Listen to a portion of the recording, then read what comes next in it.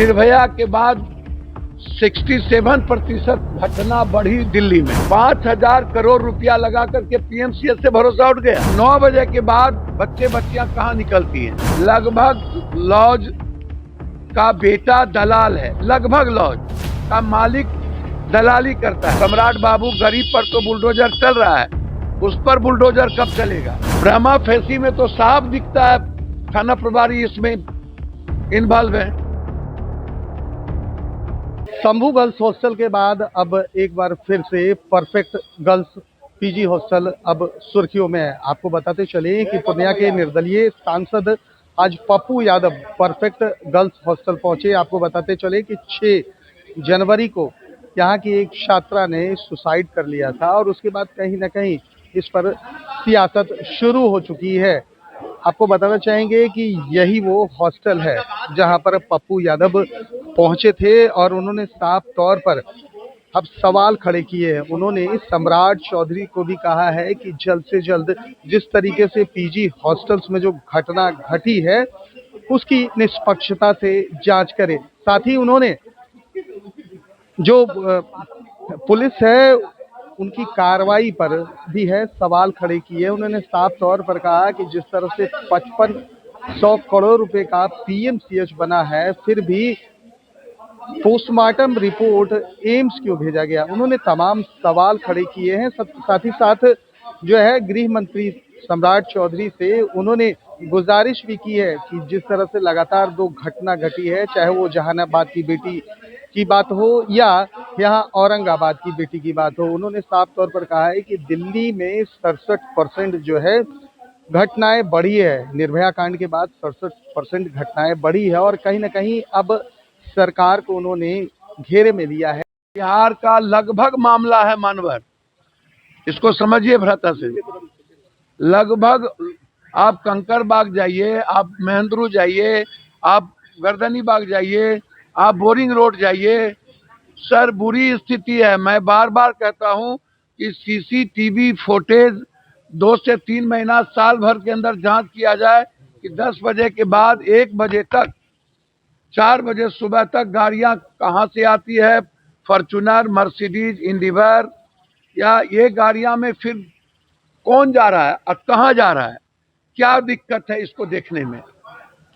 9 बजे के बाद बच्चियां कहां निकलती हैं, इसके पीछे कौन है?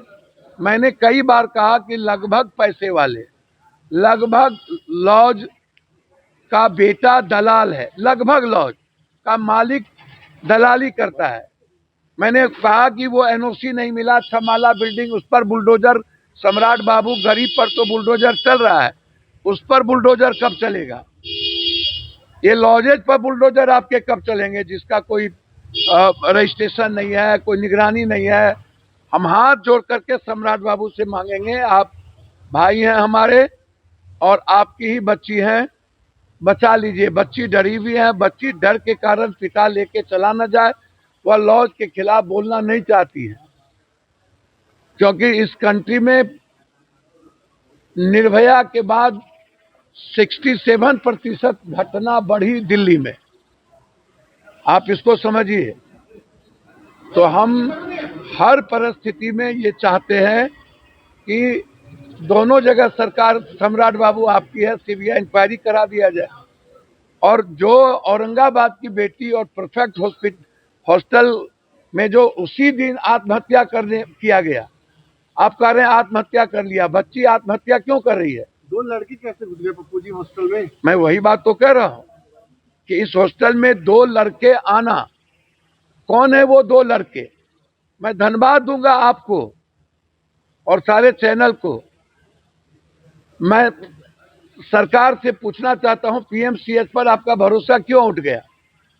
5,000 करोड़ रुपया लगा करके पीएमसीएच से भरोसा उठ गया।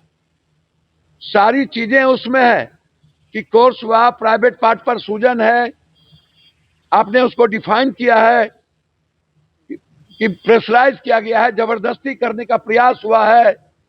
आप ही लोग कह रहे हैं, हम तो कुछ नहीं बोल रहे हैं।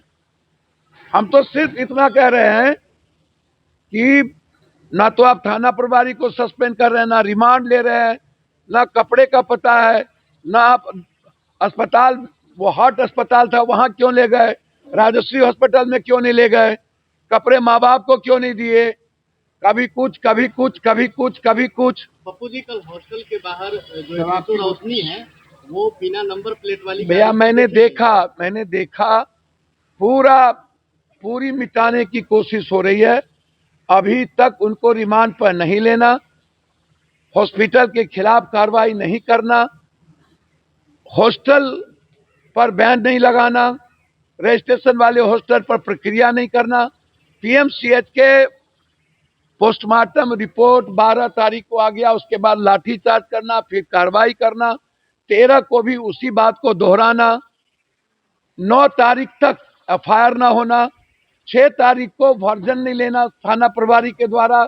जब आप बच्ची को प्रभात ले गए उतना दूर, तो फिर बच्ची से आपने फर्द बयान क्यों नहीं लिया? वो तो खुद अपने ड्राइवर को भेजी थी डीवीआर लेने के लिए। भैया मैंने वही कहा, बच्ची से फर्द बयान क्यों नहीं लिया? तो प्रमा फेसी में तो साफ दिखता है थाना प्रभारी इसमें इन्वॉल्व है, तो आपको सस्पेंड करने में क्या दिक्कत? और इतने बड़े हीनियस क्राइम में आप जो 12,000 की नौकरी करता था 100 करोड़ का हो गया, और 22 19 हॉस्टल है। तो ये जो परफेक्ट हॉस्टल है, जो औरंगाबाद की बच्ची के साथ जो हुआ, और 2 लड़के बाद में प्रवेश करके, हमें तो साफ मुझे तो साफ दिखता है कि वो दोनों लड़के उस बच्ची को मार दिए।